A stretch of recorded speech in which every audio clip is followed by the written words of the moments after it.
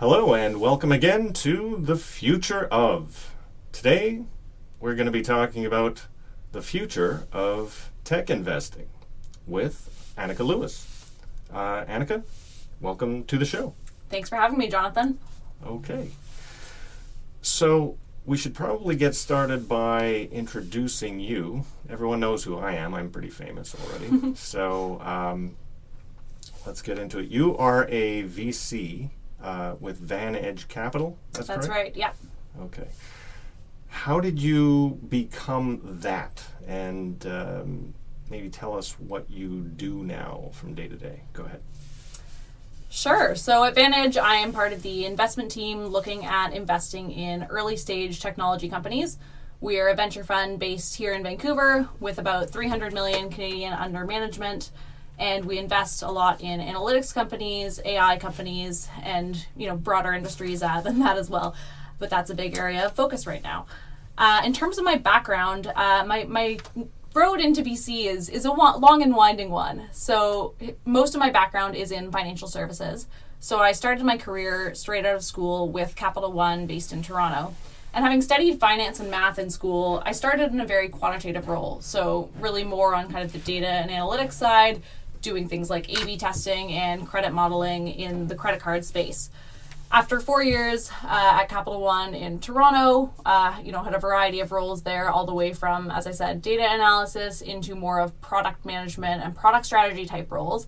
I decided to take an opportunity down in New York City with Capital One, which is where I got into a corporate strategy role. And from there, I ended up learning a lot about the innovation space and the startup world because that was a big area of focus for the division at the time. And I just fell in love with the startup world, meeting with founders, understanding what was going on in innovation, broadly speaking, and thought, okay, this venture thing's pretty cool. I think this is what I want to do.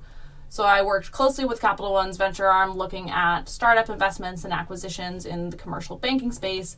And then when I moved back home to Vancouver about a year ago now, spent some time with a startup and then ultimately decided that VC was where I wanted to land, hence why I joined Van Edge. Well, that was probably the most fulsome introduction you possibly could have given. And I am overwhelmed and very happy because I couldn't possibly have done as good a job. Now, one thing I should mention, listeners, you're not going to be able to know this, but Annika and I can't actually look at each other because our microphones are facing different directions and we're in a very, very cramped space. So it's going to be a bit of an odd thing where we can't really see each other's facial expressions. Well, I can kind of look at you, which creates an interesting dynamic. Oh, there you go. There Surprise. You go. So I'm flying blind here. Hopefully that doesn't throw things too off the rails. I found part of your sort of your origin story quite interesting in that you seemed very interested in innovation and how it's created, and we'll get into really the future of tech investing in a second. But I wanted to just touch on that for a second because that interest in innovation is something that I share. Like, I'm not a technologist. I'm not a coder. I don't think you are either. I've dabbled, but no, I'm not a coder by trade. Okay, so it's very interesting. We come at it from sort of a place of admiration of innovation and seeing where it's exciting and can lead to very cool things for society or for yourself if you just really like your smartphone or whatever it is you're using. So let's get into one question I wanted to explore. But before we get into the future, let's talk about the present. Can you define for the audience what is the difference between, say, VC investing and other types of investing a company could do into the tech sector? This is something that I didn't. Kind of embarrassingly, I was writing about tech as a journalist for years before I bothered to look up the difference. So maybe you could provide that helpful description. Sure, yeah, it's often not clear to a lot of people, so let me do my best to lay it out as cleanly as I can. So, in terms of investing, there's broadly the public markets and the private markets. So, public is any company that is publicly listed, your NYSE, your TSX, anything that you could go out yourself and buy a stock. And that's where a lot of mutual funds play, financial advisors, things like that, primarily is in the public markets. Then private investing, there's sort of a whole slew of different types. I would say the major two would be private equity and venture capital. Private equity tends to be a little bit more later stage, so more towards when companies are closer to going public and are more established. And venture capital, the way I describe it to my friends and family that are not in the finance industry is I say it's just like Shark Tank or Dragon's Den at the simplest level. So venture capitalists are generally investing in relatively unproven ideas, early stage technologies, things that have a high rate of failure, but also a high potential rate of return if they really do make it and take off.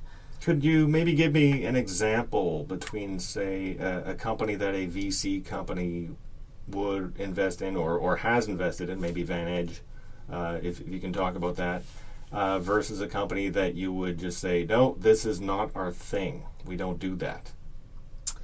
Yeah, so to keep it really simple, let's look at the journey of Uber. So Uber in the early days, people thought it was a crazy idea. Like ride sharing, you're going to get into some stranger's car, there's some technology that's going to connect you to these drivers. It was all a very novel idea that people didn't really understand. So at that point, Uber needed venture capitalists to really believe in it, fund it, and allow the company to grow. Now that Uber is, pretty much ubiquitous in almost every city except for Vancouver, it's well understood, and so the public markets are able to effectively sort of price and play as funders to that technology, whereas 10 years ago that was not the case. That's terrific. So now that we understand what venture capital is and what a venture capitalist does, where is the money going in the future? What are the leading edge technologies? What are the cool companies or types of companies that venture capital is interested in? Or, I suppose, outside of VC, where is the money going to? Yeah, so I think the overwhelming majority of interest in the last few years, and also probably looking ahead to at least the next few years and beyond, is artificial intelligence and machine learning. And part of me hates to say that because everybody's saying that, but it really is like we're sitting in the year 2000 and I'm saying, hey, this internet thing is going to be really big. Because it is. They're proven technologies. Data is the new oil. There's just so much that can be done through detailed analytics and kind of, better predictive modeling. But, it's obvious that the movement is going to happen in this space. The big question for investors at this point is, where is that going to happen? There are so many companies these days that are slapping .ai on their domain names or calling themselves a machine learning company, but there isn't really any burden of proof required to do that. So it's up to investors to figure out where the applications are going to end up panning out, what companies are really the real deal, and be able to kind of, see through the mist that is all of these, tons of AI and ML companies today. Okay, so that's where some of the money is going right now and into the future. Is you mentioned AI. So how would you be able to distinguish between, say, the company of the future and just the company that's not going to make it? Because there are so many companies. Blockchain is a good example, but let's keep this focused on AI. What would you even look for? Because to my understanding, these technologies are so new, so unproven. Just getting the technology working, much less figuring out how it's going to get used, is such a tricky thing. Investors need some kind of reliable data with which to make a bet. So, how is this? How is the decision making going to evolve as these? I suppose as AI, for instance, matures. Yeah, that's a great question. And as I said before, we are in these super, super early days. And yet, when you look at the companies that are out there and what they're claiming to be able to do, a lot of them, we're probably not quite there yet in terms of being able to see the fully realized use case actually play out today. So what I'm looking at and what I'm interested in as someone with kind of a data and a math background is, what is the data advantage that this company is looking to obtain, and is it differentiated? Do they have access to some data that somebody else doesn't have, and will they be able to scale that access up themselves? 2 is, have they done all of the ugly, unsexy work of data cleansing and data pipeline management and data engineering? And having worked at a large company that managed very complex data at scale, these things are really, really not easy. And so as an investor, you really need to dig into kind of the early unsexy stuff and understand what's really going on under the hood. And then from there, be able to figure out, okay, is this a thing that could generate a 10x plus return? Is the team, capable of doing this complex of analysis and technology building? And yeah, it's, as I said, very early days, and you need to go into any of these assessments with a healthy degree of skepticism. I wanted to just focus in on that 10x return phrase you mentioned. That comes up a lot. So I think for people who are not necessarily investment savvy in general and might know, but generally have an understanding of the tech sector as a place that's experimental and you never know quite what you're going to wind up with. How does that work out? You have to get, you want to get 10x on one of your bets, and I suppose the idea with VC is you're diversifying your risk, and if you get a couple of wins, that makes up for all your losses and more. How would you like to comment on sort of risk evaluation in betting on tech? Yeah, that's exactly it. Let me compare again to the public markets, because I think that's something that a lot of people can understand and have experience with. So if you think about your RRSP or your retirement fund, or any sort of mutual fund you have, it's probably very diversified in a number of relatively safe stocks that you hope on aggregate will go up X% over time. Some of them won't do so well. Some of them will do pretty well. Overall, if you get yourself a good healthy 10% return on equity every year, you're doing pretty well. Venture is more about looking for potential home runs with every bet. So with every company we assess, we're looking at, could this company grow 10x, 20x into $1 billion company, all of those words that you always hear said. But it's really because we're looking at generating maybe one of those companies in 10 companies that you invest in. The typical sort of rule of thumb in VC, or how many people explain it, is out of 10 companies, 8 fail, 1 does okay, and then 1 makes you your whole fund. So venture is really more about kind of those power laws and looking for those home runs.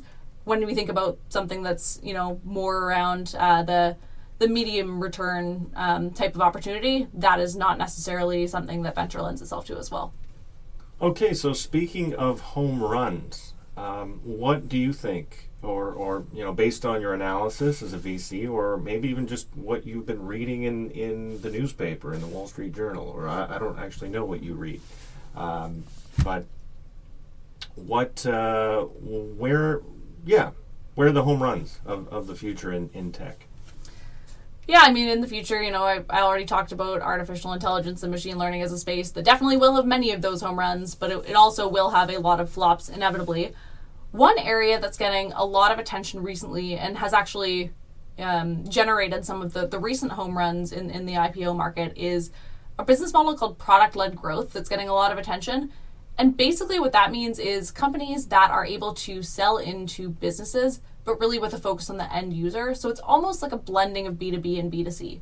And before I go too much more into... I don't know what any of that means. So, okay, Slack. So before I go any deeper on theory, let's talk about Slack. So Slack is a company that has garnered a ton of B2B enterprise revenue, massive corporations adopting it, and just has taken off since its IPO and since well before that.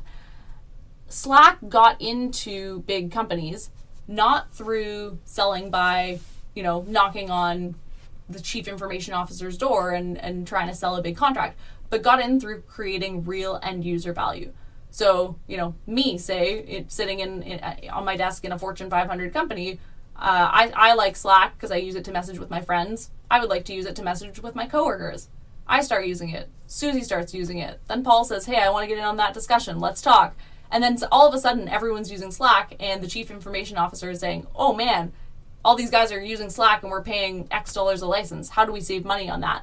And that is really sort of the model behind product-led growth, is you create something that has massive end user / consumer value, if you will, and then through that garner this enterprise adoption. And that's a way, Slack has managed to have greater than 100% net revenue retention. Companies like Zoom, Twilio, there's an explosion of them these days, and I think it's a really fascinating shift in the way that enterprise and business sales are done. That's really interesting. I'm wondering, we've covered different types of potential home runs for tech investing in the future, but what are the big flops of the future? What are the foul balls? Where should the money not be going? Well, we talked about blockchain a little bit earlier, and it's interesting. Blockchain had sort of its heyday back a couple of years ago when Bitcoin went well above $10,000 and everyone was super bullish on it. Then we had the crash, and now there's a little bit of a resurgence. But for me, blockchain is an area where I still struggle to see and to find problem-led companies. I feel like most opportunities I see right now are, blockchain as a service this and, distributed ledger that, but it's not totally clear what underlying pain point is being solved for that couldn't necessarily be solved for off the blockchain. So don't get me wrong. I think the blockchain is a fascinating technology. I think in terms of, immutability and as a data storage platform, it's very interesting, but to date, I have struggled to see any adoption that is generating real user value. I hope that changes, but until it does, I do worry about the blockchain sector. So that reminds me, that actually takes me back to, I think, our very first conversation, which was not all that long ago, but I think I thanked you sincerely for saying something to that effect about blockchain, just because I felt like I was in a weird, I don't know, like a Twilight Zone episode or something where I just can't see what everybody else sees, and either my brain is lacking a certain module, or maybe, or this is almost like a kind of religion where people are very, it's almost like a faith-based opinion about this technology that, I just don't understand where the business case is for it. And this is, again, I've been a tech journalist, and I've written about blockchain. I'm kind of embarrassed to say I've probably written 5 or 6 articles for news outlets or clients related to blockchain, and I still don't fully get it. So this is, generally I'm a fan of innovation, but and there's also a side of me that says, I'm not a scientist, I'm not a technologist. There are going to be things, there are going to be deep gaps in my knowledge where someone could try to explain it to me 20 times, and I just will not get it, even if it is going to be amazingly successful. So thank you for giving that reality check. And although, we could both be wrong. Yeah, maybe in 10 years, everyone will come back and say, hey, you guys were totally wrong, blockchain's taken off, and hey, I'll be happy if that happens.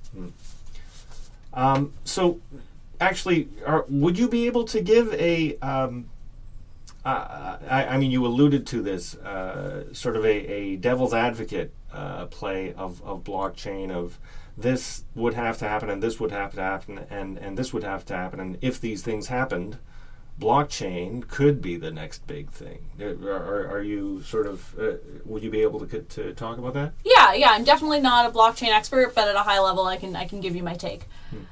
So, yeah, as I said, kind of point 1 is a real problem needs to be solved. that it makes sense to solve on the blockchain, right? And so personally, I don't view at this point currency as a huge problem that needs to be solved using that technology. I think there's phenomenal work going on in the fintech space beyond blockchain that will solve a lot of the current pain points that folks have around money and money management. Areas where I do see potential application for the blockchain, if they are done well, are around things like identity management. It is a pain today to have your 10 different cards and your health card and your insurance card and all of these things, and even your passport, say not even in one centralized place that is safe and is a good gatekeeper for all of that information. Given the distributed ledger nature and immutability of the blockchain as a technology, potentially, but you would have to imagine for that to take off all of the policy and governmental implications, and there's just so much that needs to go right and so many things that need to line up and get on board. So I think ultimately it needs to be sort of a state or government driven initiative, and for that reason it's tricky to get all the parties and all the stars aligned. Well, that's fair enough.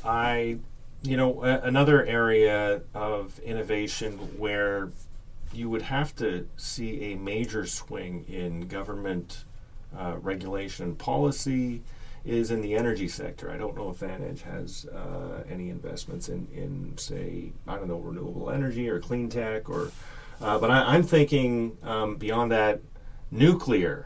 How come, this is a technology that actually Canada used to be a leader in. We used to sell CANDU reactors to, I think it was India. And, that used to be the big idea of the future was, the atomic age is coming. We're going to power everything with nuclear power. We can get rid of basically all air pollution. And we can... we'll have basically unlimited energy. And I look at that compared to all of the startups in renewables and in solar and wind power and wave power, which don't seem to be delivering what they were supposed to be delivering. I mean, China can build 10,000 solar panel farms, I suppose, but at some point, I would think you get diminishing returns. Anyways, I guess the point I'm getting to is are there interesting developments in, or are there good bets in technology investing in the energy sector? Where do you see that going? Yeah, that's a great question. I was thinking actually the other day about the clean tech bubble back in the early 2000s. There was this massive bubble of investment. I'm going to say this wrong, but it was something like $4 or $5 billion in 1 year that went entirely into clean tech, primarily in the United States. But really, expectations were super high. Al Gore's An Inconvenient Truth had just come out, and we were all going to save the planet through all of these amazing energy startups. And unfortunately, it all totally flopped. I think there were a couple things that were going against it in terms of timing. It was right before the Great Recession, and people were starting to pull back. I think some of the technologies just frankly weren't quite there to the extent that they were promised to be there. And that sucks. It's like clean tech is an awesome sector, and to the extent that we can, generate great returns and save the planet at the same time, it's a great business to be in. And I continue to see clean tech companies today in my scanning of the market that I feel like could be massive hits. And so I think clean tech is having a little bit of a resurgence. I think it should. I think the question is the technology there yet? Is the timing right now? And obviously it'll look different for companies in all types of industries. There are some clean tech companies that rely heavily on very developed IoT devices. There are some that are more, requiring much more complex hardware. So I am generally bullish on the clean tech sector in the very long term. But as I said, there are all sorts of different types of companies, and each one needs to be assessed kind of individually on a case-by-case basis. That is very interesting to hear, I gotta say. And the reason I'm sounding, I don't know, is it overwhelmed, underwhelmed? It's just there's so much I guess political rhetoric around clean tech that if only the political will was there, or if only the corporate will was there, we could solve these problems today. The technology is there. And and what I'm hearing you say is, well, in some cases there may be some good bets, but in a lot of cases the technology is as yet unproven. And simply by throwing a ton of resources at it, whether that's taxpayer dollars or investment, it's not actually clear that there would be, certain companies that you would want to bet on to, say, save the planet and save humanity. I think, so yes, generally, but I think there are some cases where the likely returns would already outweigh kind of the technological challenges. And I'll give you an example. There's a company that I was helping out a little bit where they are trying to basically help builders build homes in a much more energy efficient way. And really it's a win-win-win for everyone, because the builders are able to build these homes more cheaply. The consumer is able to get a more durable home that requires less energy to maintain the same level of heat and electricity, and effectively pays a lower rate. And obviously for the planet, there's just less emissions coming from that. So I think companies like that, where if they can get adoption in the builder space, there's great potential even with the technology that's already out there. But I think the challenge is a lot of these types of technologies require very complex distribution to massively fragmented groups that are kind of all over, that are still very analog and hard to reach through your traditional digital channels. So yeah, those are some of the challenges I see, but I think there are definitely pockets and definitely companies to be found kind of under the rug that are already solving problems in a way that is profitable. Well, what's the moral of the story for the future of tech investing? Is there some last bit of wisdom that you would give to, I don't know, your fellow VCs or the retail investor who's looking to throw some money at tech? Investing is going to change.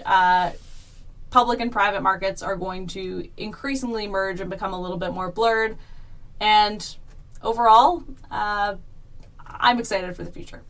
Okay. Well, on that note, there is one last question that I had for you, and that is, let's say someone wanted to become the next Annika Lewis, and get into VC and be in charge of betting on the future of technology or the future of all kinds of investment.